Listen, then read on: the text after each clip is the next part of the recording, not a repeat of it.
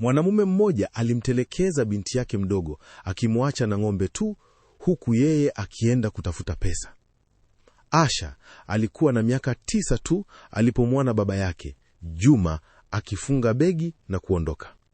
Hakukuwa na kelele, hakukuwa na ugomvi. Kulikuwa na kimya kizito tu. "Baba, unaenda wapi?" Asha aliuliza. "Ninaenda Nairobi. Nitatafuta pesa, nijenge maisha mazuri," Juma alisema bila kumtazama machoni. Mama yake Asha alikuwa ameshafariki mwaka uliopita, na sasa alikuwa amebaki na ng'ombe mmoja aliyeitwa Baraka.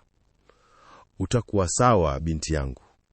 Ng'ombe huyu atakusaidia," Juma aliongeza.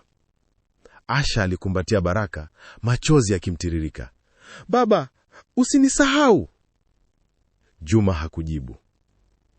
Alipanda gari la abiria na kutoweka kwenye vumbi la barabara. Asha alibaki akitazama, akijua maisha yake yamebadilika. Ng'ombe huyo alikuwa kila kitu alichobakiwa nacho. Chakula, shule na matumaini yake yote yalitegemea maziwa ya Baraka. Usiku huo Asha alizungumza na ng'ombe wake kama rafiki. "Baraka, tutafanikiwa hata kama baba aliondoka." Miaka ilipita. Asha akakuwa kuwa msichana mwenye nguvu na akili. Alikuwa akiamka kabla ya jua kuchomoza, akimkamua Baraka na kupeleka maziwa sokoni. "Msichana huyu ana bidii sana," Mama Njeri alisema kwa majirani. Asha alijifunza kuhifadhi maziwa, kupanga bei na kuwashawishi wateja. Alikuwa kama mfanyabiashara mdogo wa masoko ya chakula na usambazaji. "Lita moja shilingi 100, ni safi, ni ya asili," alikuwa akisema kwa wateja. Alipata pesa kidogo, akaanza kuweka akiba. Alinunua simu ndogo na kujifunza kutuma pesa kwa M-Pesa. Alikuwa na ndoto ya kununua ng'ombe mwingine, lakini kila usiku alifikiria baba yake. Je, angekumbuka kuwa na binti? Je, angewahi kurudi? Asha alijiambia, "Sitangoja mtu. Nitajenga maisha yangu." Ng'ombe Baraka akawa kama mshirika wake wa kwanza wa biashara, kama uwekezaji wa kwanza uliompa msingi wa baadaye. Asha alipofikisha miaka 17 alikuwa tayari anajulikana sokoni. Watu walimuita binti wa maziwa. Siku moja mwalimu wake, Mwalimu Otieno, alimuita pembeni. "Asha, una akili ya biashara. Unafikia nini kuhusu kusoma biashara, masoko au uwekezaji?" Asha alitabasamu. "Nataka kujenga kampuni ya maziwa, kama kampuni kubwa za Nairobi, lakini ianze hapa kijijini." Mwalimu Otieno alitikisa kichwa. "Huo ni mpango mzuri. Kenya inahitaji vijana kama wewe." Asha alianza kusoma vitabu vya biashara, mikopo, bima ya mifugo na masoko ya kidijitali. Alijifunza jinsi ya kulinda mali na jinsi ya kukuza mtaji. Lakini moyoni bado alikuwa na swali moja. Je, baba yake alifanikiwa au alimsahau kabisa? Siku moja Asha alipokea ujumbe kutoka kwa mabini yake. "Asha, baba yako ni mtu tajiri sasa. Ana kampuni Nairobi, ana majengo na magari." Asha alishika simu kwa mikono inayotetemeka. Baba yake alikuwa bilionea wakati yeye alikuwa bado akipambana na ng'ombe mmoja. "Kwa nini hakurudi?" aliuliza kwa sauti ya chini. Mama Njeli alisema, "Watu wengine wanapopata pesa husahau walikotoka." Maneno hayo yalimuuma, lakini pia yalimpa nguvu. "Kama baba ana pesa, basi nitamuonyesha kwamba alitelekeza hazina kubwa," Asha alisema. Aliongeza juhudi zake. Alinunua ng'ombe mwingine kwa mkopo mdogo, biashara yake ikaanza kukua. Miaka michache baadaye, Asha alikuwa msichana mzima mwenye biashara ndogo ya maziwa iliyokuwa inakuwa. Siku moja, gari kubwa lilisimama sokoni. Mwanamume mwenye suti alishuka. Alikuwa Juma. Asha alimtambua mara moja. Moyo wake ulipiga kwa kasi. "Binti yangu," Juma alisema kwa sauti ya chini. Asha hakujua aseme nini. Hasira, huzuni na upendo vilichanganyika. "Uliniacha na ng'ombe," Asha alisema. "Sasa unarudi kwa nini?" Juma alitazama biashara ya maziwa, ng'ombe na watu waliomzunguka Asha. Nimerudi kuona kama ulikuwa sawa, alisema. Asha alitabasamu kwa uchungu. Sawa, nilijijenga mwenyewe. Ndani ya moyo wake kulikuwa na siri kubwa ambayo baba yake hakuijua bado, na ingemsubiri hadi mwisho wa hadithi hii. Asha alipata wateja wapya siku hiyo. Alikuwa amejifunza kutambua watu waliosoma, wakazi wa mtaa na hata madereva wa matatu waliopitia mapema.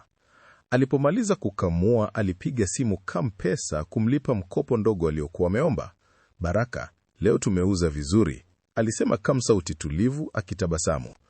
Ngombe alionekana kukubali, akitwanga kidogo kama mtu anayekumbuka. Wakati wa mchana, mzee Simon, mzee wa kijiji, alifika sokoni na kuangalia biashara ya Asha. Umenifanya nishangwe, binti, alisema. Kabla sijaposishwa, niliwachana watu kama wewe kuweza. Asha nikumbuka nyakati za njaa na machozi ya mama yake. Hivyo kila lita ya maziwa alimwona ni fursa. Alijenga uhusiano na wakulima wenzake, akiwasaidia kuokoa pesa na kushirikiana. Lakini usiku, wakati alipokwenda kulala chini ya paa la matofali, moyo wake ulikuwa na uzito. Hata akiwa na ufanisi, alijua kuna kitu kilimfanya ashindwe kabisa. Taarifa kuhusu baba yake ilikuwa ikimwambaratisha vibaya. Aliamka akiota ndoto, baba akiwa karibu lakini akitumika kama kivuli tu. Juma alitembea polepole sokoni, akitazama maduka na biashara ndogo. Kila hatua ilimkumbusha yale aliyoweza kupata na yale aliyoyaachia nyuma. Alikuwa amejaribu biashara za mtaani, alifanya mahudhurio ya mkutano, lakini aliona kitu kigeni ndani yake. Aibu. Mnaona huyu msichana? Huyo ni binti yangu, alisema kwa mdomo ukitokwa na hisia huku akitafuta subira. Alipopita mlango wa sokoni, watu walimwambia, hujambo Juma? Wengi walimfahamu kama mtu aliyefanikiwa, lakini kulikuwa na mazungumzo yasiyofaa nyuma ya nafasi zake. Alipokutana na baadhi ya wakazi waliokuwa namkumbusha jinsi alivyoweka tabia za kukimbia, hii ilimfanya ajipenyeze ndani yake. Akajua lazima afanyie kazi jambo moja, kujenga daraja tena. Alikutana na mwalimu Otieno aliyemtumia matumaini Asha. Kurekebisha ni kweli kazi, alisema mwalimu. Juma alihisi lawama na haja ya kuomba msamaha, lakini pia alihisi hofu ya kukataliwa. Maamuzi yake ya siku hizo yatabisha maisha yao wote. Kijijini watu walikuwa wakizungumza kuhusu kurejea kwa Juma. Kuna waliomkumbuka kwa huruma, wengine kwa lawama. Asha alihisi mchanganyiko wa hisia, hasira kwa kuachwa, upole kwa kuwa alikuwa baba yake.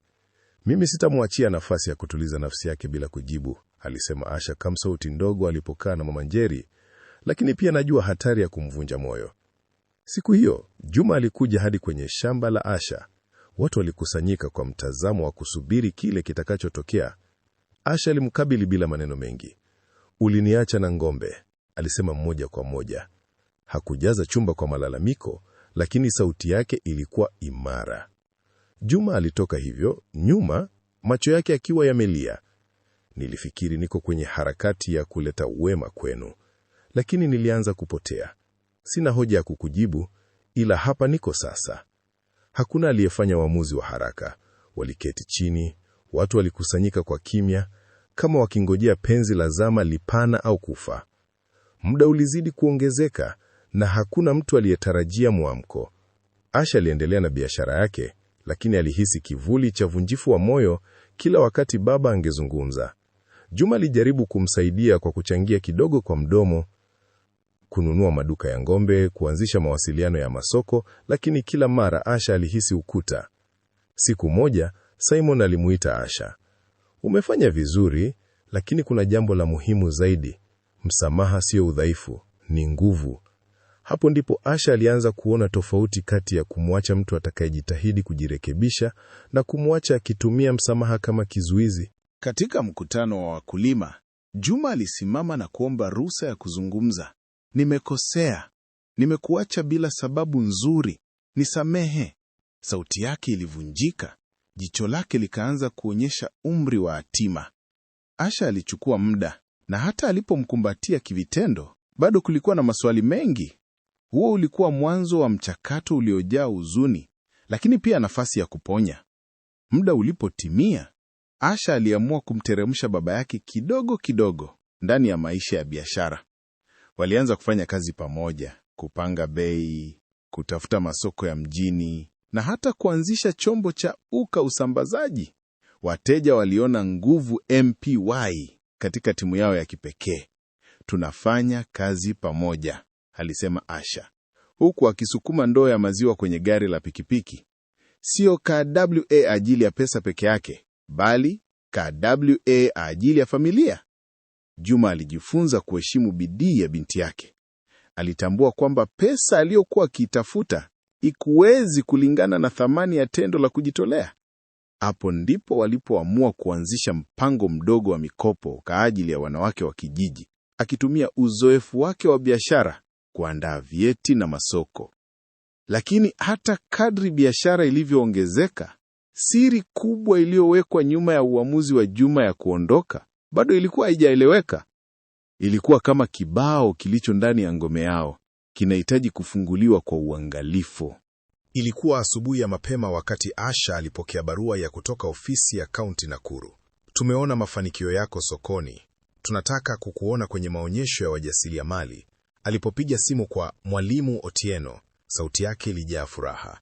Usisahau, hii ni fursa ya kuonyesha biashara yako Nakuru, mwalimu alisema. Asha alitabasamu, lakini moyo wake ulikuwa na uzito. Juma alikuwa amekuwa kimya kuhusu malengo yake ya zamani. Kuna kitu ambacho hakitumiki kusema, kama barua ambayo huzuiwa kabla ya kufungua. Asha alianza kupanga mazao, alikusanya ng'ombe wenzake na kuandaa sampuli za maziwa. Wambui, rafiki yake wa shule ya msingi aliyekuwa anafundisha afya ya mifugo, alikuja kumpa misaada ya kitaalamu. Utashinda Asha, Wambui alisema kwa hakika. Lakini usiku, alipokuwa akilangaza miale ya taa, aliona picha ya baba yake akiwa na mabadiliko, kazi, mikutano na usaliti wa moyo. Huo ulikuwa mwanzo wa hadithi ambayo ilizidi kujaa siri ndogo ambazo zingeonekana mwanzo tu kwa macho ya mtazamaji. Katika maonyesho ya wajasiriamali, Asha alipata umati wa watu kutoka Nairobi hadi Kisumu. Stendi yao ilikuwa ndogo, lakini ilijaa maziwa safi, vitambulisho vya bidhaa na hali ya uaminifu. Malkia wa maziwa, Mzee Simon alisema kwa tabasamu. Wateja walifurahia ladha ya maziwa yake. Gari la redio ya mtaa liliita jina lake, na watu walianza kuzungumza kuhusu uwezo wake wa kuongoza kikundi kinachotoa mikopo kwa wakulima. Asha alikumbuka jinsi Mama Njeri alivyomsukuma kununua ng'ombe wa pili na jinsi Baraka alivyokuwa abiria wa kwanza katika safari yake. Mara kwa mara alikumbuka pia kuwa na hasira zaidi kwa baba yake, jinsi alivyopita bila kumsaidia. Lakini mtaani wanawake walimkaribia kwa heshima. Tunataka programu yako ya mikopo iwe rasmi, mmoja alisema. Asha alihisi nguvu ndani yake. Hili alikuwa tu biashara, lilikuwa maisha ya jamii. Na huku watu wakimpongeza, moyo wake ulianza kupata jibu, nini hasa baba alikuwa ametafuta alipoondoka. Siku moja Asha ililia, kiingilio cha mfuko wa mkopo kilikuwa kiko kuwa juu. Kuna kampuni ya malipo ambayo inataka kodi ya ardhi ya shamba lenu, alisema, sauti ya mabadiliko. Hii ilikuwa hatari kwa ng'ombe na mali. Asha alihisi kisukuku. Alimuita Juma ambaye sasa alikuwa anajulikana katika mtaa kwa mafanikio. Naweza kusaidia? Juma alimuuliza kwa unyenyekevu, lakini Mzee Simon alimaliza kumwambia Asha, wakati mwingine pesa haifurahishi kama vile kuokoa maisha ya watu. Hapo ndipo Asha alijua lazima achukue hatua. Alifanya mkutano wa wakulima, akamshawishi Juma kuzungumza kwenye mchakato wa kulipa deni, na walipanga mikakati, kuuza sehemu ya mazao, kuomba ufadhili mdogo wa kaunti na kutafuta mteja mkubwa Nairobi. Shida ilionekana kuwa ya kimwili na ya kisheria. Wakati walikuwa katika maandalizi, kizuizi kikubwa zaidi kilikuja, taarifa kuhusu sababu aliondoka baba yake mbele ya miaka mingi iliyopitishwa. Hii ilisababisha mgogoro kati yao, lakini haikuonekana wazi bado. Baada ya siku ndefu za maandalizi, Asha na timu yake walifanya siku ya huduma kwa jamii katika kijiji cha Eldoret. Walikusanya watoto wa mtaa, walitoa maziwa ya bure na walifundisha wazazi jinsi ya kuhifadhi maziwa salama. Maziwa haya ni maisha yetu, Asha alisema mbele ya umati. Tusisote tunaweza kusaidia kuendelea. Kulikuwa na machozi mengi, furaha na pia ndoto. Wakazi walimzidi kuamini. Juma alitazama kwa fahari kwa upande mmoja, lakini kuna wakati fulani aliketi peke yake, macho yake yakiwa mbali. Wakati wa jioni, mtembeo wa watu ulifanyika kwenye M2A kuelekea kanisani. Huko, Asha aliambiwa kwamba serikali ya kaunti ingependa kumuona kama mshauri wa wakulima. Ilikuwa heshima kubwa. Alijua hali ilikuwa fursa ya kuongeza thamani kwa biashara yake, lakini pia njia ya kuimarisha basi la familia. Lakini kama kila safari, ilikuwa na litendo la mwisho ambalo lilikuwa karibu kufichua ukweli kuhusu uamuzi wa baba yake wa kuondoka, ukweli ambao ungegeuza historia yao yote. Siku iliyofuata, ghafla kulikuwa na taarifa mbaya, mlipuko wa ugonjwa wa mifugo katika maeneo ya karibu. Ng'ombe kadhaa walikuwa wagonjwa. Hili lilikuwa tishio kubwa kwa wajasiriamali wadogo kama Asha. Asha alikusanya timu, Wambui, Mwalimu Otieno na hata Juma. Walifanya operesheni ya haraka ya kusukuma maziwa yaliyobaki, kuwatenga ng'ombe walioathirika na kuomba msaada wa bima ya mifugo. Hii ilimfanya Asha ashike mkoba wa uongozi kwa nguvu yake yote. Mama Nyeri, tutakuwa pamoja, alisema kwa wakati mgumu. Wanawake walikusanyika kuokoa ng'ombe, kutoa uzalishaji wa chakula na hata kuanzisha mifumo ya kushirikiana ili kuzuia hasara. Siku hizo moyo wa kijiji ulipata mtihani. Wakati walipokuwa wakifanya kazi usiku kucha, kulikuwa na sauti moja iliyokuwa wazi. Labda baada ya wanaume wengi kutafuta pesa, walifika mahali pa kujifunza thamani ya familia. Lakini ukweli juu ya alichomkosea Asha baba yake bado ulikuwa haijaelezwa, na msimamo wao ungegeuzwa kwa ugumu zaidi. Usiku mmoja, baada ya siku ndefu ya kutibu ng'ombe wagonjwa, Asha alikaa pembeni ya jiko la mkaa. Raha ya kijiji ilikuwa kinyume kabisa na huzuni iliyomzunguka ndani. Alimkumbuka baba yake, jinsi alivyokuwa mgumu kumwambia ukweli. Juma alikuja akiwa na barua ndogo mkononi. "Nilitaka kukuweka mbali na hili Asha," alisema kwa sauti ndogo. "Nilifikiri ni bora kukuficha, lakini sasa naona jinsi ilivyokutwanga moyo." Asha alisikia msisimko ndani yake. "Kwa miaka umeniacha baba. Sasa unataka kuniache tu, au unataka tufanye tenda?" Juma alikuwa na macho yaliyojaa majuto. Alimueleza mafanikio yake ya mjini, lakini hakumwambia sababu halisi ya kuondoka. "Nilihisi ningeweza kupata pesa haraka, nikurudie maisha. Sikuwa na nia ya kukutwanga." Asha alimtazama, macho yake yakimuonyesha kuwa alikuwa tayari kuchoma ukweli. Lakini kulikuwa na kitu ambacho hakujua. Barua aliyoitoa Juma ilikuwa na jina la kampuni, na kwa upande mwingine kulikuwa na neno ambalo lilimfanya Asha ahisi hatari: Alihi. Hapo jioni ilizidi kuwa nzito. Wote wawili walijua kwamba wiki zijazo zingeleta mabadiliko makubwa kwa biashara na kwa nafsi zao. Kichwa cha kaunti kilianza kuonyesha msukumo wa kusaidia wakulima walioathiriwa na ugonjwa wa mifugo. Asha alipokutana na maafisa, alipata msaada mdogo wa dawa na mbinu za kujikinga. Alikuwa tayari kutumia kila shilingi kuweka ng'ombe salama. Juma alijitoa kuwashirikisha washirika wake wa miji. Alipata wateja walioruhusu kuuza mazao kwa bei ya juu. Wambui alitetea usafi wa maziwa, kupunguza matokeo ya ugonjwa. Wakati huo, ujasiri wa kijiji ulianza kurudi polepole. Lakini wakati walipokuwa wakifanya kazi, kulikuwa na simu kutoka Nairobi. Mteja mkubwa wa kampuni ya Juma alikuwa ametaka malipo. "Tuna haki ya kisheria," alisema kwa sauti kali. Hapo ndipo Asha alisikia uoga mwingine. Je, kampuni ya Juma ilihusiana na mkataba mkubwa ambao ulileta hatari kwa familia zao?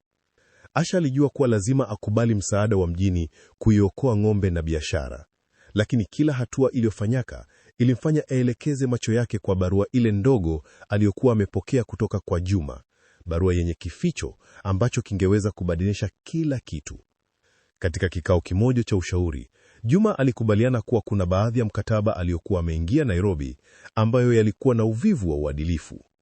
"Sina uhakika niliingia wapi, lakini kuna kesi ya kibenki inayoonyesha nia za mtu mwenye uwezo," alisema kwa mpasuko. Mtu wa mjini alinena akimwambia kuwa kwa ukali, "Ikiwa tutakuwekea hati, maisha ya miji yako yote yataathirika." Asha alihisi huzuni na kuchanganyikiwa. Je, haya yote ni kwa ajili ya fedha au ni kwa ajili ya kuokoa familia? Aliuliza kwa sauti isiyo na utulivu. Juma alikumbuka siku alipoondoka. Kulikuwa na bwana mmoja wa biashara ambaye alimwambia kuhusu uwekezaji ulio hakika. Alimwambia apewe hisa na faida mbaya.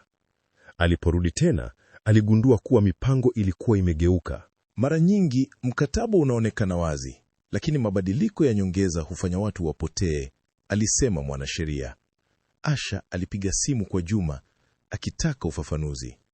Juma alikubali kuzungumza kwa kina na kukubali kuwa alipeleka pesa ili kujiingiza katika mkataba mzito, lakini hakumweleza aliyetaka. Wakati walipochunguza, waligundua kuwa baadhi ya nyaraka zilikuwa zimebadilishwa, kama mtu angeweza kutuma barua za uongo. Hili lilipelekea wazo jipya. Labda Juma hakuondoka kwa tamaa ya kuishi maisha mazuri tu, bali alimwaga maisha yake katika mtiririko wa kujaribu kuokoa familia kwa njia isiyoeleweka. Asha alihisi mchanganyiko wa huruma na hasira. Moyo wake ulikuwa mpole kwa ajili ya kujua ukweli uliokuwa karibu kufichuka. Asubuhi ilifika kwa haraka. Kijiji kilitabasamu tena baada ya siku za janga. Ng'ombe walikuwa salama na wateja walirudi sokoni. Hata hivyo, kulikuwa na baridi ya aibu iliyoingia moyoni mwa Asha na Juma. Juma alimfikisha Asha kwa mtaa wa jiji alipofika kiongozi wa kampuni ile ya mji. Mtu huyo alikataa kukaa mbele zao kwa muda mrefu, lakini mwishowe, kwa tahadhari, alikubali kuzungumza. "Nimekuwekea nafasi ya hisa kama ilivyoomba," alisema kwa sauti ya kuwa na wasiwasi. "Lakini kuna upande mmoja usiofaa. Huyu alikuwa akitafuta ulinzi wa kifedha. Nilimwambia atapokea pesa kwa haraka." Asha alisikia moyo wake ukipiga na upendo wa kumwamini baba yake ukianza kuwaka. "Je, umejua alitafuta nini?" aliuliza. Mtu huyo alishusha kichwa. Alikuwa akijaribu kulipa deni za ndugu zake. Hakukuwa na nia ya kumtengeneza, lakini pia kulikuwa na watu waliomnyanyasha. Siku hiyo, mwanga wa asubuhi ulileta wazo kubwa: kutoishi kwa tuhuma bila ushahidi. Juma alijua kuwa lazima afungue wazi yale aliyoyafanya, si kwa ajili ya kuomba msamaha tu, bali ili kumpa Asha haki ya kujua ukweli. Asha alipokuwa akipokea barua hizo za kisheria, hakustahili kupumzika. Alitaka ukweli hadi mwisho. Hakutaka hadithi yake ijengwe juu ya uongo. Alianzisha mchango wa udadisi. Alipata nakala za zamani za benki na barua za biashara. Wakati alipitia kurasa hizo, alikumbuka jinsi alivyopambana akiwa mtoto mdogo, akiwa na ng'ombe wake Baraka. "Hatuna muda wa kupumzika," alisema Asha kwa wale waliomzunguka. Mwalimu Atieno na Wambui walikuwa karibu. "Watatuombea wema." Mwalimu Atieno alikuwa mzito wa busara na Wambui alikuwa mwanga wa kufundisha kuhusu mifugo. Walipogundua mhariri wa hati zilizokuwa zimebadilishwa, fikra yao ikafikia ukali. Hili halikuwa kosa la kawaida. Kulikuwa na mnyanso wa taarifa unaoweza kuharibu sifa za mtu. Asha alipotulia, alijua lazima afanye kitu: kupata ushahidi thabiti, kumwokoa baba yake asiame na lawama, lakini pia kulinda jamii yake. Usiku ule, Asha alilala kwa macho makali. Hakutaka kupoteza tena. Alijua ukweli ungekuja kwa gharama, lakini alikuwa tayari kulipa gharama hiyo. Juma, baada ya kuona jinsi Asha alivyokuwa tayari kuwachunguza watu, alihisi mchanganyiko wa aibu na nafsi. Alijaribu kuomba msamaha mara nyingi, lakini uhalisia ulikuwa mgumu. Juma alikumbuka safari ya mwisho aliyoifanya Kampala kwa ajili ya mkutano na jinsi alivyopigwa msukumo wa haraka wa kufanya uamuzi. Watu waliomshawishi walikuwa matajiri na walimpa ahadi zisizoweza kutekelezeka. "Mimi nilitaka tu kuwaombea nafuu," Juma alisema kwa sauti iliyokauka. Hata hivyo, macho ya Asha yalikuwa imara. "Unataka msamaha au unataka ujasiri wa kujifunza?" alimuuliza. Wakati wa haraka wa mchakato wa kisheria, familia na majirani walikusanyika kumsaidia Juma kupambana na kesi. Mzee Simon alimwambia, "Tunaweza kumsaidia, lakini lazima ukweli ujulikane." Walifanya mkutano wa haraka wa kijiji, wakijadili njia ya kupata ushahidi wa mabadiliko ya hati na waliokuwa nyuma ya njama. Hii ilikuwa siku ya uzito. Ikiwa ukweli ungeibuka, haukuwa tu kuhusu pesa, ulikuwa kuhusu utu na heshima ya jamii nzima. Safari ile iliwaongoza hadi Nairobi, ambapo waliweza kukutana na mhariri wa makampuni aliyefanya biashara pamoja na Juma. Uwanja wa mjini ulikuwa mbali na utulivu wa shamba, lakini uliwapa faida moja: miongozo ya kisheria na dalili za mikataba. Mfalme wa kampuni alipotolewa mbele yao, alijaribu kupoteza uwajibikaji kwa kutumia maneno ya rafu, lakini Asha alikuwa mbunifu. Kwa msaada wa mwanasheria wao, waligundua mipando na muamala ulioonyesha njia ya kuhamisha pesa kwa watu walioweka hati za uongo. Kwa mara ya kwanza, Juma alielezea kwa undani jinsi alivyopigwa na ahadi za haraka. Nilidhani nilikuwa nikiokoa familia, lakini nilikuwa nikiingia kwenye mtego, alisema. Wakati huo Asha aliona macho ya mtu aliyempenda. Hayakuwa tu macho ya msamaha, bali macho ya ueleweka. Mji uliwaonesha jinsi biashara za benki na makampuni zinaweza kuzunguka bila hisia, lakini ujasiri wao ukaanza kuleta mwanga. Uchunguzi baa ulikuwa unaelekea mwisho wa giza. Baada ya kuwasilisha ushahidi, mahakama ndogo ya mjini ilitoa maelekezo ya kuwasilisha hati safi na kumpa Juma muda wa kufafanua. Hii ilikuwa hatua ya kwanza ya kurekebisha, lakini sio mwisho. Asha na Juma walirudi kijijini ambapo kila hatua ilikuwa na uzito wa hadithi yao. Mimi sitakuacha ukiendelea bure, Asha alisema kwa wazazi wa kijiji waliofika. Alijua kwamba kurejesha heshima haukuwa tu kumrejesha baba, bali kuimarisha msingi wa jamii yao. Wateja walirudisha imani yao polepole, na shirika la wajasiriamali lilianzisha mfuko mdogo wa ulinzi, KWA, ajili ya wakulima. Siku moja, mzee Simon alipanda jukwani mbele ya umati. Leo tunajifunza kuwa biashara na heshima zinaweza kwenda pamoja. Huu ni mfano wa kuiongoza kijiji. Maneno yake yalipata mwanga wa punguzo la hofu. Hata kama safari ilikuwa ndefu, hatua ndogo zilikuwa za thamani. Kurekebisha hati, kuimarisha mikopo, na kimsingi kurejesha uaminifu. Kijiji kiliandaa sherehe ndogo kuelekea mafanikio yao. Wanawake walikusanyika na vituo vya juu vya maziwa, wakipika uji, kuwapa watoto vinywaji vya maziwa na kuuza KWA masoko ya jirani. Hii ilikuwa sherehe ya mshikamano na mafanikio. Asha alitabasamu akiwa amevaa NGO nyeupe za kazi. Baraka, ng'ombe aliyekuwa mwanzo wa yote, alikuwa katikati ya hafla, akipewa maji na miwa. Juma aliketi pembeni, macho yake yakiwa na unyenyekevu na fahari KWA binti yake. Watu walimpongeza kwa kuona jinsi binti aliyepigwa na maisha alivyoteua kuwa kiongozi wa mabadiliko. Katika sherehe, Mwalimu Otieno alimtazama Asha na kusema, "Umenifanya nishangae. Hii ni hadithi ya kweli ya maisha." Wambui alikumbatia Asha na Mama Njeri alitoa ndugu yao chakula.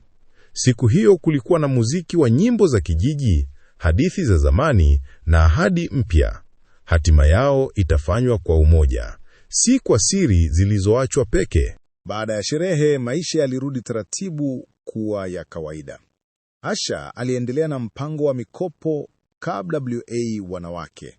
Juma alipitia mafunzo ya uwazi wa biashara.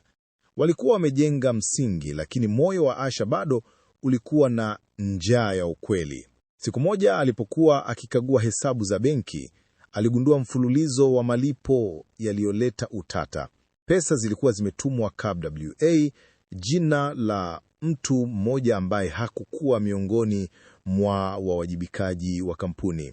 Hii ilimfanya Asha arudi ndoto zake za zamani za kuvunja ulimi wa siri. "Mimi sitakubali kitu kitufanyie vibaya," Juma alisema, macho yake yakipenya kutoka chini. Alijua kuwa ukweli ungeweza kuathiri si tu heshima yake, bali usalama wa kijiji chote. Wambui alipendekeza kuomba msaada wa wanasheria wa mji, na Mwalimu Otieno aliahidi kuongoza mikutano ya hadharani. Kijiji kilihisi roho mpya ya kujenga, lakini kila mara Asha alikumbuka maneno ya mzee Simon. Uaminifu ulibidi uingizwe KWA vitendo. Walijipanga kuchunguza Kakwina, wakijua kuwa walikuwa karibu kufikia sehemu ya mwisho ya hadithi ya familia yao. Hatima ilikuwa iko mikononi mwao na walipaswa kuitekeleza KWA umoja. Uchunguzi uliwapelekea kwenye mlango wa nyumba ndogo karibu na mtaa wa biashara. Mtu aliyekuwa anasimamia malipo, aliyefanya utata, alikataa kuanza kuzungumza. Alikuwa na hofu, lakini baada ya kuonyeshwa nyaraka na ushahidi wa benki, Alianzisha hadithi ambayo ilibadilisha kila kitu. Kulikuwa na genge lilitumia karatasi za uongo kumwajibisha Juma kabla WA, maneno ambayo hayakuwako. Mimi nililipwa tu kuchukua karatasi, alikiri kabla WA, sauti iliyotetemeka. Walituletea fursa za kazi, niliogopa kuzungumza. Asha alihisi mikono yake kitetemeka. Hasira ilichanganyika na huruma. Juma alipanda juu na kusema, sijawahi kufikiria kuwa watu walitumia heshima yangu kama kigezo cha udanganyifu. Jarida la kijiji liliandika habari. Watu waliokuja kuhudhuria walikataa uvunjifu. Mwanzo wa ukarabati ulianza. Majina yalirejeshwa, watu waliotajwa walianza kulipia makosa, na viongozi wa mji wakaomba msamaha. Asha aliona jinsi uaminifu ulivyoweza kushinda mtandao wa udanganyifu. Lakini kulikuwa na jambo moja la mwisho. Sababu kuu iliyomfanya Juma kuondoka miaka iliyopita bado ilikuwa imefichwa kabisa. Wakati kijiji kilipokuwa na matumaini mapya, Juma aliamka moja kwa moja na kukaa mbele ya jamaa. Nimekuwa nikizuia hili kwa muda mrefu, alisema kwa sauti ndogo lakini thabiti. Siku nilipoondoka nilikuwa nikijaribu kulipa deni la ndugu yangu mdogo Ali, ambaye alikuwa ameugua mji mbali. Nilihitaji pesa haraka ili kumtibu. Nilichukua fursa zilizotolewa, niliingia kwenye mkataba nikidhani ningerudisha haraka. Asha alisikiliza, macho yake yakiwa na maji. Kwa nini usinitaarifu? Aliuliza, sauti ikiongozwa na maumivu na upole. Niliwafia utukio ungetumika kutukandamiza, Juma alisema. Nilihisi nitawajibika peke yangu, nilitaka uone tu matokeo. Sikutaka kuingia kwenye hofu ambayo ingetokea kabla WA familia. Hadithi hiyo iliweka kila kitu wazi. Hakukuwa uhasama wa tamaa tu, bali upendo wa baba aliyejaribu kulinda familia kwa njia isiyoeleweka. Wakati huo kijiji kilizungumza kuwa sauti moja. Waliweza kumwachilia Juma, lakini walimuonyesha jinsi ya kugharimi makosa. Mapenzi na upatanisho vilikuja tena kama mvua baada ya kianji refu. Baada ya ufunguo wa kweli, hatua za kurekebisha zilianza. Juma alishiriki kikamilifu katika kurejesha hasara na kujitolea kutengeneza miradi ya kijiji bila malipo. Asha alipokea wateja kutoka miji na kuanzisha mfululizo wa mafunzo KWA wanawake waliokuwa wanataka kuingia biashara ya maziwa. Tunaunda kizazi ambacho hakitowewi na hofu ya siri, alisema Mwalimu Otieno alipokuwa akizungumza mbele ya vijana. Mikopo ilirejeshwa kidogo kidogo na hesabu zilipigwa hesabu MPY. Kila hatua ilipambwa na hisia ya kushirikiana. Juma alipata nafasi ya kushirikiana na binti yake kwenye programu ya elimu ya mifugo. Walikuwa wakiwaweka wateja wakishirikiana, wakijenga msingi wa bima ya mifugo na hata kuanzisha kituo kidogo cha afya ya wanyama. Baraka, ng'ombe wa kwanza, alilala karibu na sakafu ya jengo la kuhifadhia maziwa, akitazama KWA utulivu. Kijiji kilitabasamu tena, mara HIWA, sababu ya kazi yao pamoja. Asha alijua kuwa safari haikuwa rahisi, lakini mapenzi na uaminifu vilikuwa nguzo zao za kweli. Katika jioni iliyojaa nyuso za furaha, kijiji kilikusanyika tena KWA hafla ya mwisho, sherehe ya ukombozi. Kulikuwa na uimbaji wa ngoma za eneo, watoto wakicheza na wazee wakihitimisha hadithi na mafunzo. Asha alianza kuzungumza mbele ya umati, macho yake yakitulia, sauti yake ikijaa nguvu. Nilipochukua ng'ombe wangu ili kuanzia biashara, sikujua jinsi maisha yangekuwa magumu na ya uzito, alisema. Lakini sasa tumejifunza somo kubwa. Pesa sio kila kitu. Heshima, jamii na kujitoa ndio vinatufanya kuwa watu. Juma aliketi karibu naye, mkono wake ukimkumbatia KWA upole. Watu waliguswa na safari yao, msichana mdogo aliyepitia mengi, baba aliyefanya makosa lakini mwenye moyo mkubwa, na jamii iliyoponya KWA pamoja. Wakati wa mwisho, Asha alichukuliwa na watoto wadogo, wakimzonga sherehe KWA kucheka na kukumbatia. Angalia Baraka akitembea polepole, akivuta macho yake, KWA furaha ya maisha yaliyoongezeka. Hadithi ilimalizika KWA kicheko na machozi ya furaha. Waliponya, walijifunza na walianzisha mwanga wa tumaini KWA vizazi vijavyo. Na kwa mara ya kwanza tangu zamani, Asha alijua hakutakuwa tena kusubiri MTU mwingine, alikuwa yeye mwenyewe ni msingi wa mustakabali.